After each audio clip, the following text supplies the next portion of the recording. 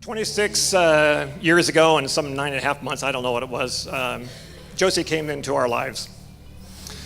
Josie made her grand entrance, and she was pretty impatient from the start.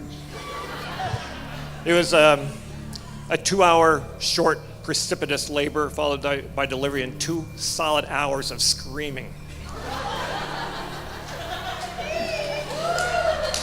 Unfortunately, it didn't stop there. It turned into toddler tantrums and eventually screaming matches as a teenager, mostly with her mother.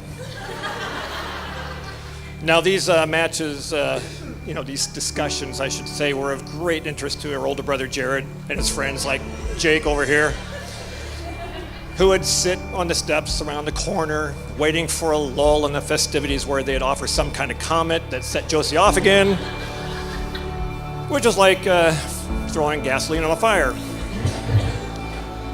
But fortunately, all those went away. But I think in retrospect, that raw emotion, that passion was changed into a passion, a drive, and energy for many other things. Energy and that passion also applies to her family and her friends, and now we are also fortunate, her commitment to Cam. A couple years ago, I put him through the ultimate test, and he probably thought at the time I was trying to kill him. I invited him to go on a backpacking trip with Jared, Jonah, and I, and he agreed.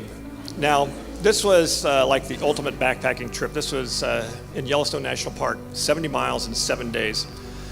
And in the middle of it, you're 35 miles from any road of any kind, the most remote area in the lower 48 states, very isolated. None of these guys had a clue as to what they were up against.